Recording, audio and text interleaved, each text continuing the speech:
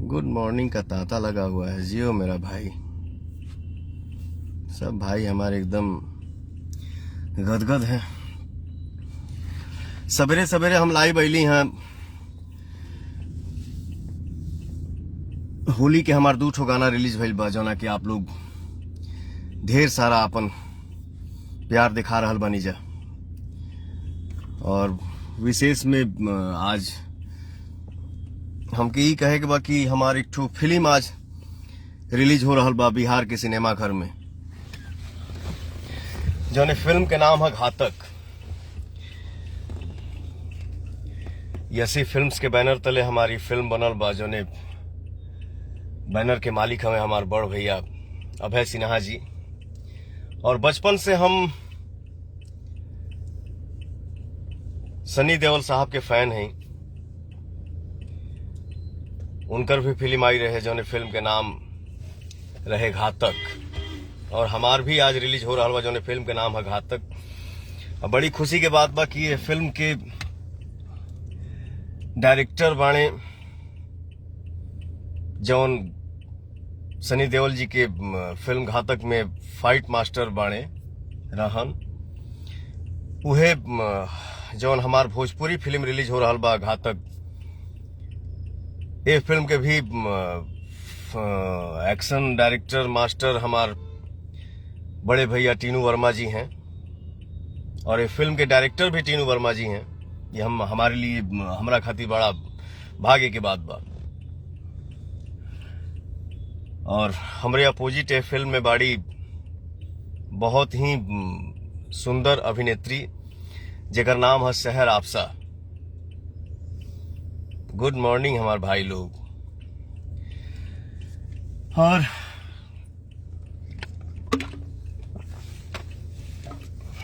पहली बार भोजपुरी घातक फिल्म में हमार छोट भाई काम कैले बने। हमनी के दुलारा, हमनी के प्यारा क्यूट भाई मेरा, जेकर नाम है निशांत उज्जवल जी। फिल्म में बड़ा सुंदर काम के लिए बने हमारे छोट भाई। बहुत प्यारा काम के लिए बने। आप सबके देख के आनंद आई। तो आज हम आप लोगन से यह कहे आयल बनी, और भाई लोगन से हाथ जोड़ के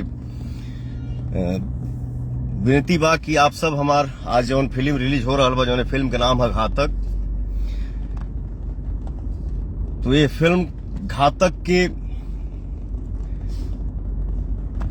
अपन प्यार दुलार आशीर्वाद दी जा, और घातक फिल्म के अपन ताकत दिखाई जा।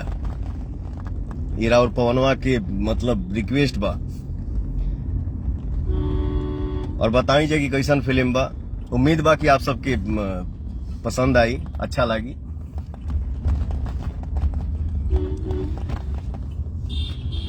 Aryan Mishra ji, good morning. मुझे लग रहा है कि मैं पहली बार इतना सवेरे सवेरे लाइव आया हूं। लॉकडाउन के बाद हमारी पहला फिल्म रिलीज हो रहा बा घातक। जैसे होली गाना के आशीर्वाद आप सब दे रहल बानी जा, वैसे ही एकदम घातक फिल्म के गड़गड़ा द जा, क्योंकि यही पर सब बा। आप गड़गड़ा एकदम ऐसा गड़गड़ा द जा कि भाई तुम्हार एकदम लहलहा जाए। जय हो हमार भोजपुरिया समाज। प्रणाम भैया अंकित सिंह जी, शिवम शुक्ला जी, गुड मॉर्निंग हमार भाई। राइटर अरुण राज, रमेश कुशवाहा जी, कैलाश यादव जी, गुड मॉर्निंग हमार भाई। राज शर्मा जी, अरे बचा के हो, आराम से चलो। बड़ा शेड्यूल बिजी हो गया भैया, एकदम मिजाज थक गई बा।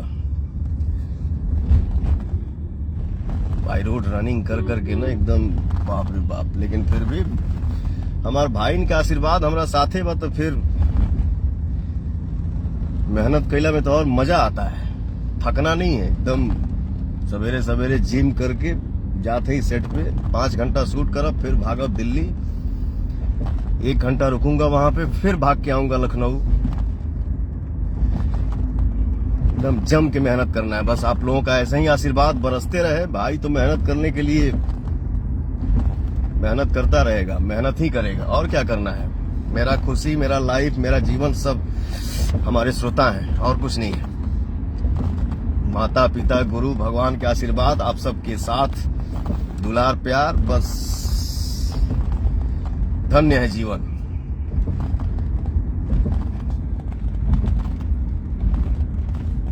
शुक्ला जी माय फेवरेट सिंगर, बाप रे बाप जियो मेरा भैया भाई।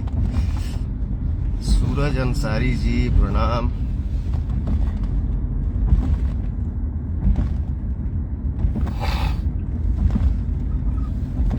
सब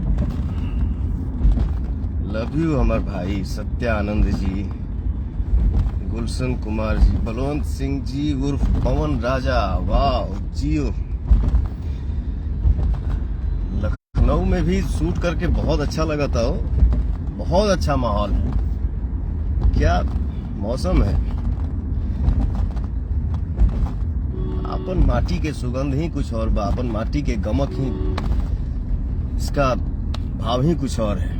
ये यूपी बिहार के माटी के गमक कहीं और महसूस ना हो सकेला। हमार फिल्मों आई रहे, जो फिल्म के नाम रहे का हो, हमरा माटी में दम बा। मेरी मिट्टी का खुशबू जो है वो लाजवाब है। हमार हिंदुस्तान जिंदाबाद।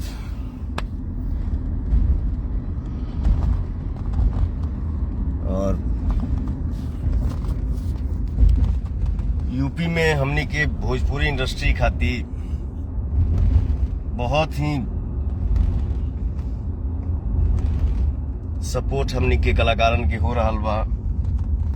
ये सब यूपी के सीएम हमार महाराज जी के कृपा बा। अब 2021 में भोजपुरी इंडस्ट्री के लिए बहुत ही कुछ नया होने वाला है। एकदम गर्दा हो जाएगी। पवन Tiwari ji, Abhimanyu Singh ji, you R great भैया। अरे हमार भाई, आप लोगन के प्यार,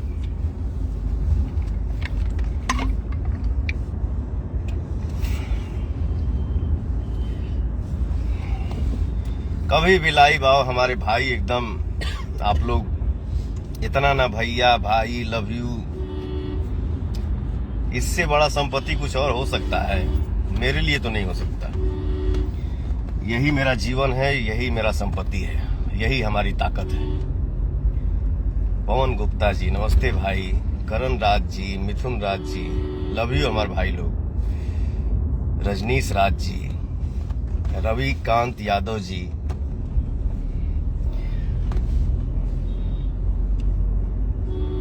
तो आप सबसे हम आज यही खाती मॉर्निंग में लाइव आइल बनी कि हमरे घातक फिल्म के आप लोग अपन ताकत दिखाई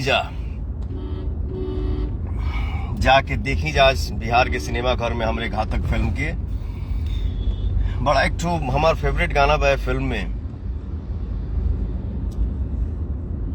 रूप धूप में गजबे